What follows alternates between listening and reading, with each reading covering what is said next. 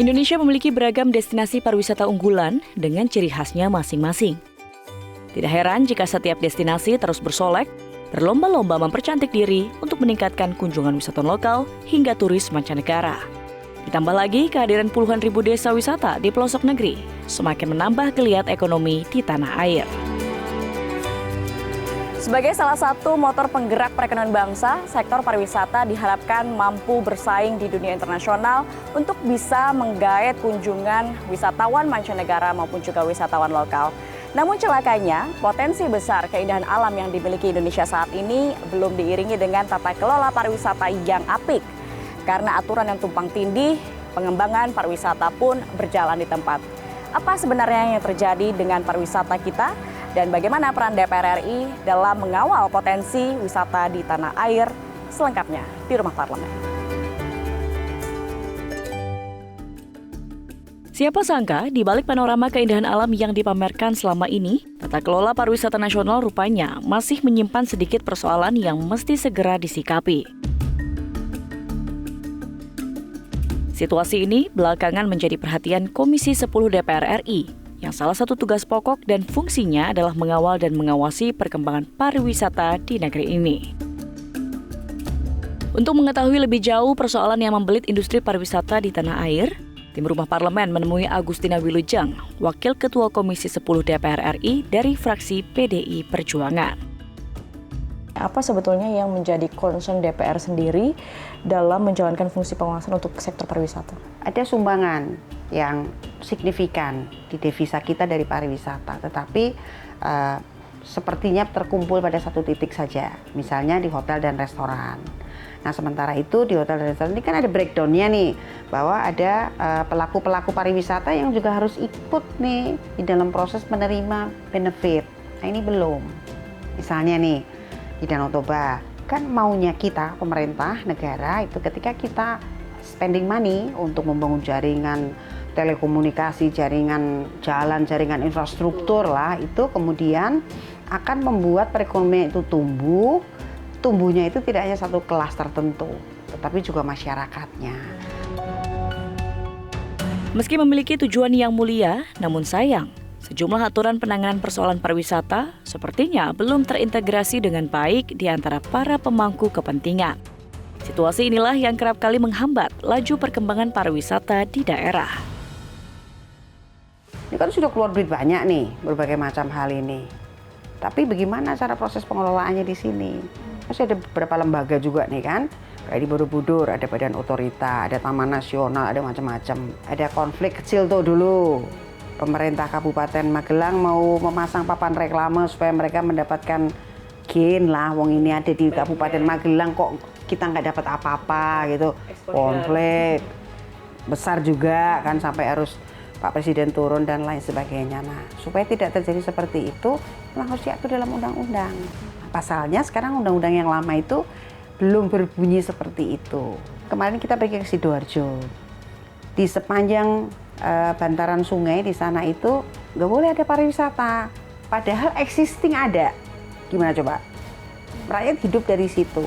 Potensinya juga gede. Tapi atas dasar perintah undang-undang perlindungan cagar alam, kemudian undang-undang mengenai penggunaan bantaran sungai, nggak boleh. Lebih gimana caranya ini? Potensi-potensi ini tetap bisa hidup, cagar alam, cagar budaya tetap lestari. Nah, disinilah revisi undang-undang itu hadir. Sekelumit persoalan inilah yang mendorong Panitia Kerja RUU Kepariwisataan Komisi 10 DPR RI untuk melakukan pendalaman isu mengenai disrupsi serta pemanfaatan teknologi dalam pariwisata di Indonesia. Melalui revisi Undang-Undang Nomor 10 Tahun 2009 tentang kepariwisataan ini, harapannya tentu dapat melahirkan regulasi yang kontekstual, menyeluruh, serta komprehensif saat negara ini memasuki revolusi industri 4.0. Kita berada pada satu titik capaian kesepakatan bahwa ini harus dibangun dalam sebuah ekosistem.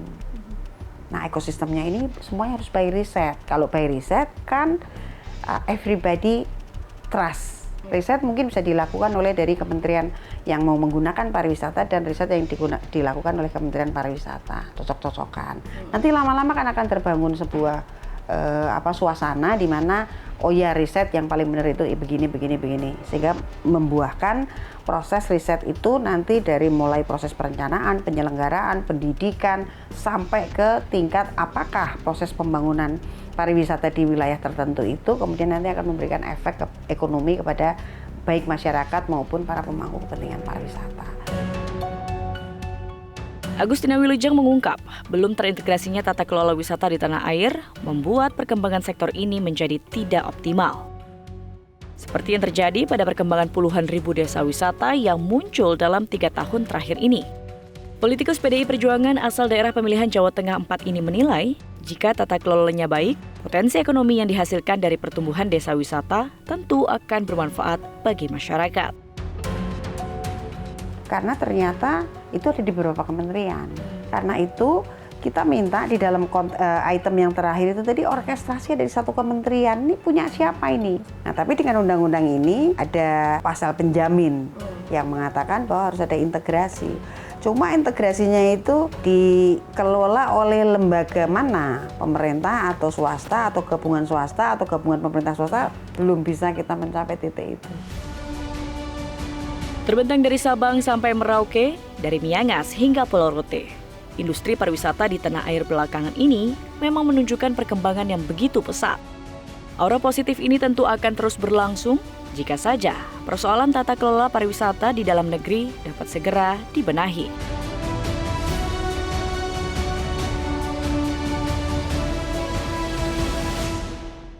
Pemerintah jika ingin memancing ikan paus tidak bisa menggunakan umpannya hanya ikan gurame yang kecil, tapi harus yang jauh lebih besar.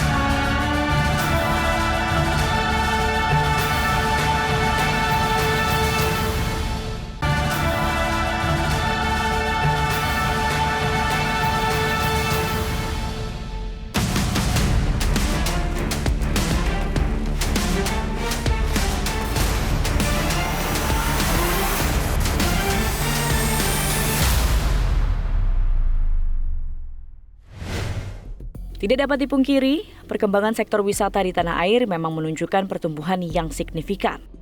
Berdasarkan data Badan Pusat Statistik Nasional, memasuki bulan April tahun ini, jumlah kunjungan wisatawan mancanegara di Indonesia mencapai lebih dari 865.000 kunjungan.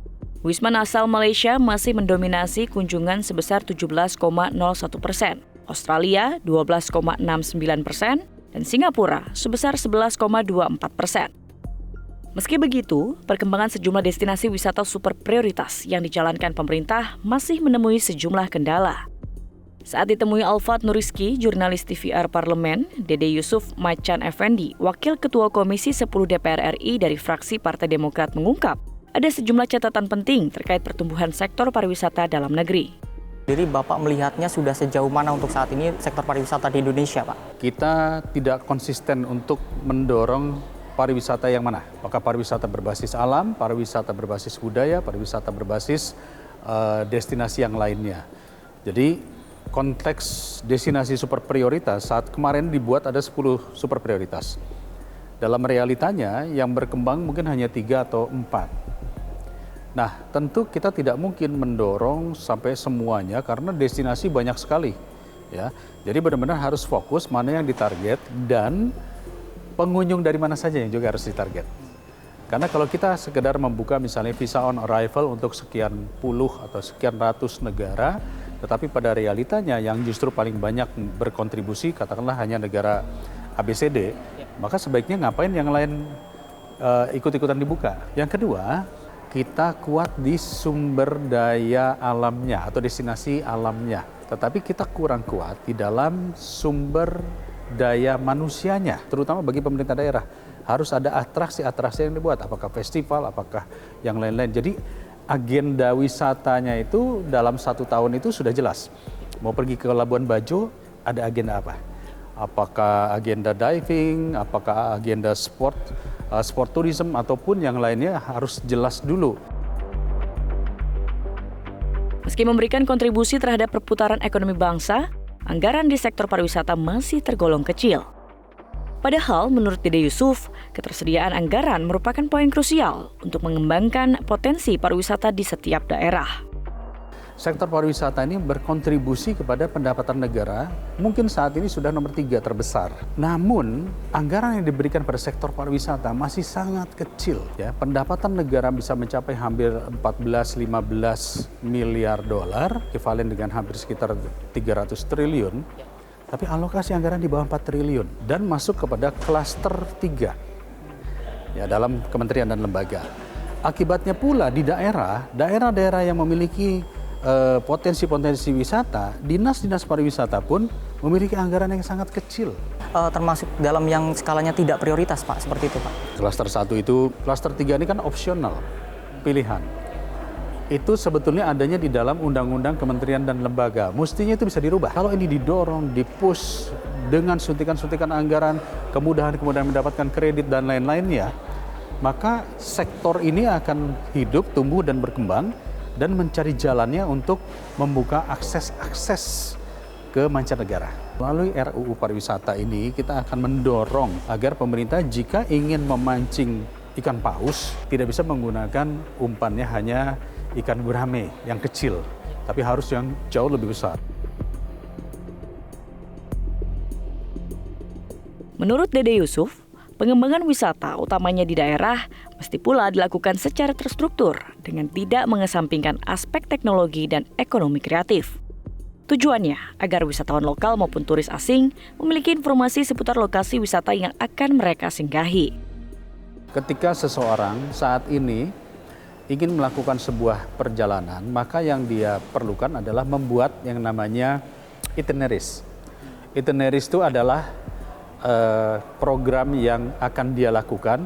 Dari sini berangkat ke sana pakai apa, kosnya berapa, di sana masuk hotelnya di mana, hari kedua makannya di mana, dan seterusnya dan seterusnya. Tentu ini semua harus masuk dalam yang disebut bagian daripada online system. Itu harus jelas dan itu harus tertuang dalam yang namanya teknologi. Sehingga dia tahu Indonesia, oh nyelam di mana, nyewa bot di mana, berapa. Nah, sehingga begitu dia datang ke sini tidak lagi dia kasak-kusuk akhirnya maaf terjebak oleh katakanlah wisata pemandu-pemandu yang mungkin tidak sesuai dengan kenyataan.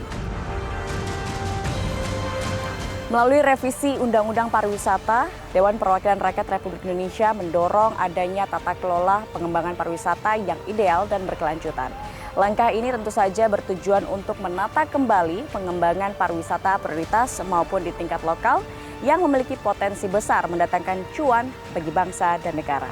Rumah Parlemen akan kembali di episode selanjutnya.